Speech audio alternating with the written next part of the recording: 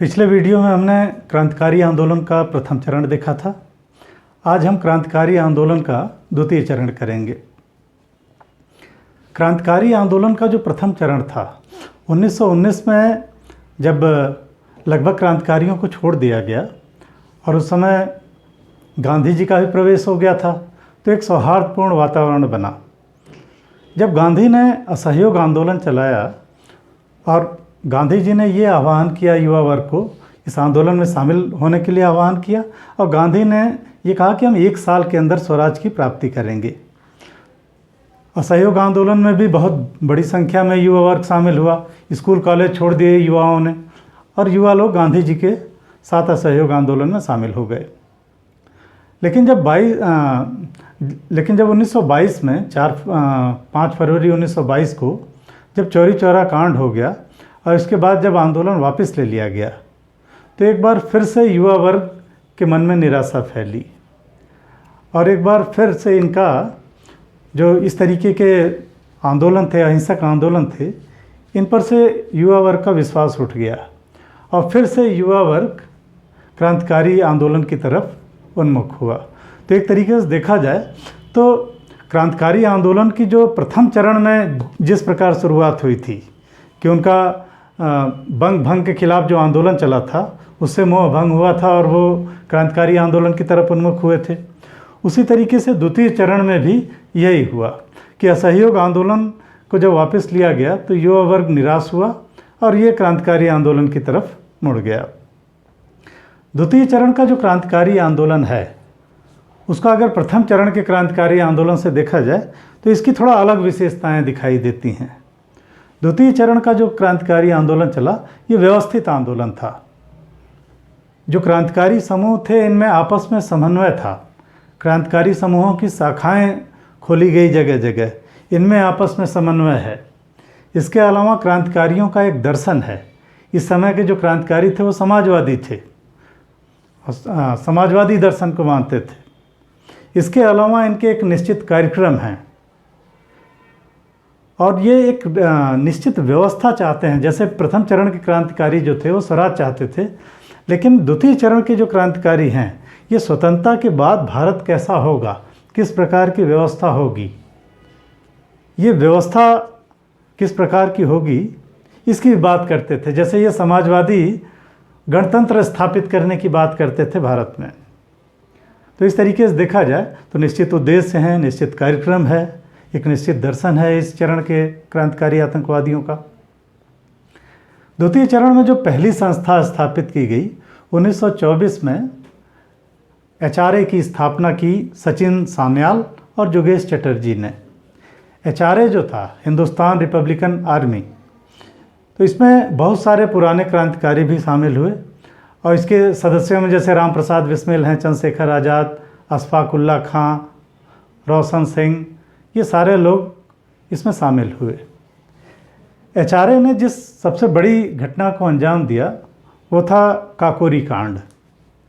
जो द्वितीय चरण में जो क्रांतिकारी आंदोलनकारी थे, प्रथम चरण में हम देखेंगे तो क्रांतिकारी आंदोलनकारी अपने धन की व्यवस्था के लिए डकैतियां डालते थे। तो इन डकैतियों से कभी कभी आम जनता भी परेशान होती थी और यही कारण है कि आम जनता प्रथम चरण में क्रांतिकारी आंदोलन से जुड़ नहीं पाई। लेकिन द्वितीय चरण में जो क्रांतिकारी आंदोलनकारी थे उन्होंने जनता को अपने आंदोलन से जोड़ने का प्रयास किया और यही कारण है कि उन्होंने डकैतियों की जगह अपनी धन की व्यवस्था के लिए सरकारी खजाने को लूटने का प्रयास किया और इससे अपने धन की आवश्यकताओं की पूर्ति करने का प्रयास किया। तो ये जो काकोरी कांड हुआ था इसमें भी यही था कि सहारनपुर और लखनऊ के बीच एक 8 डाउन ट्रेन थी जिससे कि सरकारी खजाना आ रहा था और काकोरी के पास इसको लूट लिया गया। तो 1925 में काकोरी के पास इसको क्रांतिकारियों ने लूट लिया और ये जो लूट कांड हुआ काकोरी कांड, इसमें बड़ी संख्या में HRA के लोग गिरफ्तार किए गए और इसमें राम प्रसाद बिस्मिल, अशफाक उल्ला खां, रोशन सिंह और राजेंद्र लाहिड़ी को फांसी की सज़ा दी गई। काकोरी कांड के बाद एक तरीके से HRA की रीढ़ टूट गई आचार्य बहुत कमज़ोर पड़ गया। लेकिन इस समय और भी कुछ क्रांतिकारी समूह उभर रहे थे भारत में। जैसे 1926 में भगत सिंह के नेतृत्व में पंजाब में भारत नौजवान सभा की स्थापना हुई।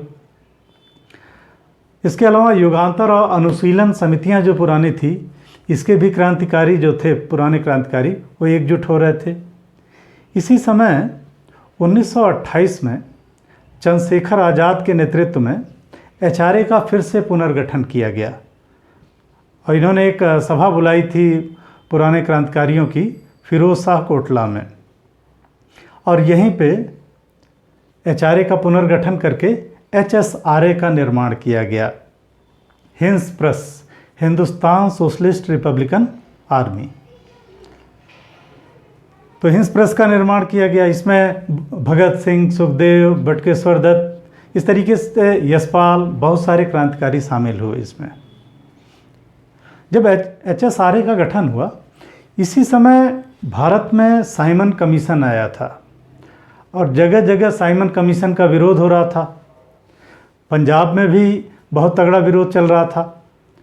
अब पंजाब में जो विरोध हो रहा था, तो इसकी कमान संभाले हुए थे लाला लाजपत राय। लाला लाजपत राय के ऊपर पुलिस ने लाठीचार्ज किया, जिसमें इनकी मृत्यु हो गई। एचएसआरए ने लाला लाजपत राय की मृत्यु का बदला लेने का बीड़ा उठाया और 1928 में ही इन्होंने सैंडर्स हत्याकांड को अंजाम दिया। सैंडर्स हत्याकांड जो हुआ, इसमें जो क्रांतिकारी थे, इनका उद्देश्य था मारना स्कॉट को, लेकिन गलती से सैंडर्स मारा गया। सैंडर्स को जो पहचानते थे वो थे जयगोपाल। तो जब क्रांतिकारी ये लोग गए, चंद्रशेखर आज़ाद, सुखदेव, भगत सिंह, राजगुरु और जयगोपाल, ये लोग गए थे स्कॉट को मारने, जिसमें पहचान करनी थी स्कॉट की जयगोपाल को। लेकिन जयगोपाल ने हड़बड़ाहट में गलती से सैंडर्स आ रहा था उसकी तरफ इशारा कर दिया और सैंडर्स मारा गया। और इसमें सैंडर्स का एक रीडर थे चरण सिंह, तो चरण सिंह भी मारे गए। तो ये सैंडर्स हत्याकांड रहा। सैंडर्स हत्याकांड के बाद बड़े पैमाने पे गिरफ्तारियां हुई, बहुत सारे लोगों पे अत्याचार भी किया गया। क्रांतिकारी जो थे जैसे चंद्रशेखर आज़ाद, भगत सिंह, ये लोग भेष बदल कर लाहौर से निकलने में सफल रहे। लेकिन अब आम लोगों पे पुलिस का अत्याचार होने लगा। इसी समय 1929 में असेंबली में ट्रेड डिस्प्यूट बिल और पब्लिक सेफ्टी बिल पेश किए जाने थे। जो क्रांतिकारी थे, एचएसआरए के जो लोग थे, इनको ये भी लगने लगा कि हिंसक तौर तरीक़ों को अपना के वो जनता को अपने आंदोलन से जोड़ नहीं पा रहे या जनता को ये बता नहीं पा रहा है कि इनके कार्यक्रम क्या हैं, क्या ये सोचते हैं भारत के बारे में। तो इसलिए अब ज़रूरी हो गया था कि जनता को अपने आंदोलन से जोड़ने के लिए उनको अपने कार्यक्रम बताए जाएं। और इसके लिए ये योजना बनाई गई कि जब ट्रेड डिस्प्यूट बिल और पब्लिक सेफ्टी बिल पेश किया जाएगा असेंबली में, तो उस समय एचएसआरए के लोग जाके असेंबली में बम पटकेंगे। हालांकि ये बम केवल धुएं वाले बम थे, इनको गिरफ्तारी देनी थी और अपने कार्यक्रमों को बताना था। तो इसके लिए बटुकेश्वर दत्त और भगत सिंह तैयार हुए। हालांकि भगत सिंह को मना किया था चंद्रशेखर आज़ाद ने, क्योंकि सैंडर्स केस में संदिग्ध थे भगत सिंह। लेकिन भगत सिंह ने जिद पकड़ ली और यही गए फिर असेंबली में बम फेंकने। तो 1929 में जब बिल पेश किया जा रहा था, तब बटुकेश्वर दत्त और भगत सिंह ने असेंबली में 2 बम पटके और इन्होंने पर्चे भी फेंके थे कि बहरों को सुनाने के लिए धमाके की आवश्यकता होती है। इस तरीके की घटना फ्रांसीसी क्रांति के समय हुई थी और इन लोगों ने गिरफ्तारियां दी। भगत सिंह, बटुकेश्वर दत्त को गिरफ्तार कर लिया गया। इसके बाद बड़े पैमाने पर गिरफ्तारियां हुई और बहुत सारे पुराने क्रांतिकारी गिरफ्तार कर लिए गए। चाहे वो सुखदेव हों, राजगुरु, जतिन दास। तो इस तरीके से बड़े पैमाने पर ये गिरफ्तारियां हुई। बाद में 1930 में भगत सिंह ने जेल में ही भूख हड़ताल शुरू कर दी, क्योंकि क्रांतिकारियों का ये मानना था कि ये राजनीतिक बंदी हैं और इनके साथ राजनीतिक बंदियों जैसा व्यवहार किया जाए, कि इनको नाश्ता मिले, पेपर मिले, ये सारी चीज़ें, ये व्यवस्थाएं होनी चाहिए। तो इसके लिए इन लोगों ने भूख हड़ताल कर दी और ये भूख हड़ताल 64 दिन तक चली और 64वें दिन जतिन दास की मृत्यु हो गई। इसके बाद हम देखेंगे कि जब क्रांतिकारियों की गिरफ्तारियां हुई तो उसमें जयगोपाल भी गिरफ्तार हो गए और बाद में जयगोपाल टॉर्चर जब हुआ, अंग्रेज़ों ने टॉर्चर किया जब जयगोपाल को, तो ये टूट गए और ये सरकारी गवाह बन गए। और जब सरकारी गवाह बन गए जयगोपाल, तब भगत सिंह और इन क्रांतिकारियों पर लाहौर कॉन्स्पिरेसी केस चलाया गया सैंडर्स हत्याकांड को लेकर। और लाहौर कॉन्स्पिरेसी केस जो चलाया गया, इसमें एक स्पेशल ट्रिब्यूनल का गठन किया गया ताकि जल्दी से फैसला हो सके। और इस स्पेशल ट्रिब्यूनल ने भगत सिंह, सुखदेव और राजगुरु को फांसी की सज़ा दे दी। 23 मार्च 1931 को भगत सिंह, राजगुरु और सुखदेव को फांसी दे दी गई। लेकिन जब ये केस चलाया गया तो ये केस में जब ये लोग जाते थे तो ये बताते थे कि इनके कार्यक्रम क्या हैं, इनका उद्देश्य क्या है, ये चाहते क्या हैं। तो दूसरे दिन ये पेपर में छपता था। तो इस तरीके से धीरे धीरे आम जनता बड़े पैमाने पर क्रांतिकारियों से जुड़ गई। तो ये आम जनता को अपने कार्यक्रम समझाने में सफल रहे। हालांकि 23 मार्च को इनको फांसी दे दी गई और इनकी फांसी से ठीक पहले चंद्रशेखर आज़ाद, ये अल्फ्रेड पार्क में, इलाहाबाद में अल्फ्रेड पार्क है, आजकल इसे कंपनी गार्डन कहा जाता है। तो अल्फ्रेड पार्क में ये बैठे हुए थे और यहीं पे पुलिस ने इनको घेर लिया। और फरवरी 1931 में पुलिस से जो मुठभेड़ हुई, इसमें जब इनके पास एक गोली बची तो इन्होंने खुद को गोली मार ली। तो इस तरीके से 1931 में चंद्रशेखर आज़ाद की भी मृत्यु हो गई। और इस तरीके से अब HSRA जो है वो कमज़ोर पड़ गया। बाद में HSRA की कमान संभाली थी यशपाल ने, लेकिन यशपाल भी गिरफ्तार हो गए और इनको भी आजीवन कारावास की सज़ा मिली। हालांकि बाद में 1938 में इनको छोड़ दिया गया था यशपाल को। तो धीरे धीरे यहाँ पे ये क्रांतिकारी आतंकवाद जो है ये कमज़ोर पड़ गया। द्वितीय चरण का जो क्रांतिकारी आतंकवाद है, इसमें बंगाल में भी बहुत सारी घटनाएं हुई। तो बंगाल में जो द्वितीय चरण में जो घटनाएं हुई उन पे थोड़ा चर्चा करेंगे हम। बंगाल में जो पुरानी युगांतर और अनुशीलन समिति थी, ये 1924 में के बाद फिर से पुनर्जीवित हुई और पुराने क्रांतिकारी फिर इकट्ठा हुए। इसी अनुशीलन से ही जुड़े हुए एक व्यक्ति थे गोपीनाथ साहा, जिन्होंने डे नामक अंग्रेज की हत्या कर दी। हालांकि मारना चाहते थे टेगर्ट को, लेकिन गलती से डे मारा गया। तो गोपीनाथ साहा ने डे की हत्या कर दी। इसके अलावा पूर्वी बंगाल में जो चटगांव, बारीसाल, मैमन सिंह वाला क्षेत्र है, वर्तमान में जो बांग्लादेश वाला क्षेत्र है, तो पूर्वी बंगाल में एक आंदोलन चला था मास्टर सूर्य सेन के नेतृत्व में। मास्टर सूर्य सेन, इनको मास्टर दा भी कहा जाता था। तो इन्होंने एक रिवोल्ट ग्रुप का गठन किया था और रिवोल्ट ग्रुप के माध्यम से इन्होंने जो जो छात्र छात्राएं थी, जो इनके छात्र थे वही इनके अनुयायी थे। तो रिवोल्ट ग्रुप में इन्होंने इन्हीं छात्र छात्राओं को शामिल किया। इनके छात्रों में जैसे कुछ महिलाएं भी शामिल थी इनके रिवोल्ट ग्रुप में, जैसे कल्पना दत्त, प्रीति लता वाडेकर। इसके अलावा टेगरा बल और आनंद गुप्त जैसे क्रांतिकारी युवा शामिल थे। इन्होंने जिस घटना को अंजाम दिया उसको कहा जाता है चटगांव आर्मरी रेड। इन्होंने चटगांव में जो शस्त्रागार था अंग्रेज़ों का, उसको लूट लिया इन्होंने। और इनके जो छात्र थे, जो इनके अनुयायी थे, ये ब्रिटिश सैनिकों की वर्दियों में गए और इन्होंने शस्त्रागार को लूट लिया। इस लूटकांड के बाद बड़े पैमाने पर गिरफ्तारियां भी हुई। जैसे प्रीति लता वाडेकर ने तो अपना हत्या कर ली थी, टेगराबल लड़ते हुए मारे गए थे, कल्पना दत्त को गिरफ्तार कर लिया गया। लेकिन सूर्यसेन अंतिम तक लड़ते रहे 1933 तक अंग्रेज़ों से। और वहाँ के ग्रामीण लोगों ने इनका बड़ा सहयोग किया था।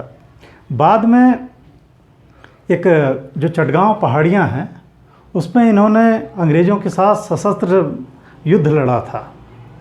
लेकिन 1933 में मास्टर सूर्यसेन को गिरफ्तार कर लिया गया और 1934 में इनको फांसी दे दी गई। इसके अलावा भी बंगाल में कुछ घटनाएं इस समय हुई थी। जैसे बंगाल में कोमिला में जो जिलाधिकारी था, उसको दो छात्राओं ने, शांति घोष और सुनीति चौधरी ने, उसकी गोली मारकर हत्या कर दी। इसके अलावा कलकत्ता विश्वविद्यालय का 1932 में दीक्षांत समारोह हो रहा था, तो इसमें बीना दास ने बंगाल के गवर्नर पर गोली चलाई। तो इस तरीके से ये छिटपुट घटनाएं भी हुई जो द्वितीय चरण के क्रांतिकारी आंदोलन में। द्वितीय चरण का जो क्रांतिकारी आंदोलन रहा, इसमें HSRA की एक प्रमुख सदस्य भगवती चरण बोहरा भी रहे। भगवती चरण बोहरा ये बम बनाने में माहिर थे और इन्होंने एक पुस्तक भी लिखी थी, फिलॉसफी ऑफ बम।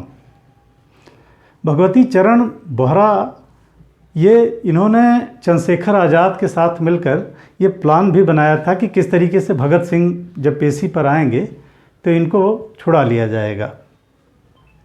हालांकि ये जब बम बना रहे थे और ये तैयारी कर रहे थे कि भगत सिंह को छुड़ाना है, तो उस बम की जब उस बम को टेस्ट करने के लिए ये नदी के किनारे पहुँचे ये लोग, तो उस समय गलती से एक बम फट गया और भगवती चरण बोहरा की मृत्यु हो गई।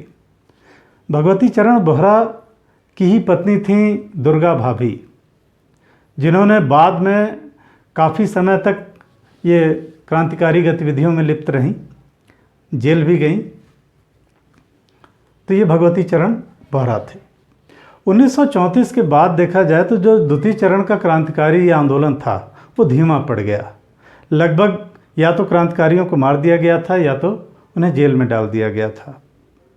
तो धीरे धीरे आंदोलन कमज़ोर पड़ गया और शांत हो गया आंदोलन।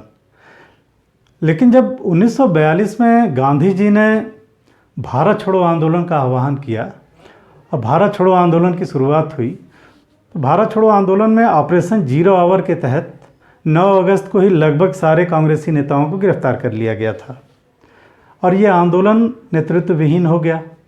तो भारत छोड़ो आंदोलन को यही जो समाजवादी रुझान वाले क्रांतिकारी युवा थे, इन्होंने ही नेतृत्व प्रदान किया। तो एक बार इन क्रांतिकारी युवाओं ने फिर से भारत छोड़ो आंदोलन में भाग लिया था और उसमें इनकी बहुत महत्वपूर्ण भूमिका रही थी। क्रांतिकारी आंदोलन को अगर देखा जाए तो क्रांतिकारी हालांकि ये सफल तो नहीं रहे, क्योंकि इनके पास एक तो संसाधनों का अभाव था, जनता का भी बहुत इनको समर्थन नहीं मिला, और दूसरे इतनी बड़ी ब्रिटिश ताकत से लड़ना भी बहुत मुश्किल था। लेकिन क्रांतिकारियों ने समय समय पर जो उदारवादी आंदोलन चला उसके पूरक की भूमिका निभाई। एक दबाव हमेशा कायम रखा ब्रिटिश सरकार पर। तो ये इनकी आंदोलन में एक महत्वपूर्ण भूमिका रही और युवा वर्ग में राष्ट्रीयता के प्रति एक जो जोश की भावना है वो पैदा करने में क्रांतिकारी बहुत हद तक सफल रहे। तो ये द्वितीय चरण का क्रांतिकारी आंदोलन था। आगे हम अब गांधी युग की शुरुआत करेंगे।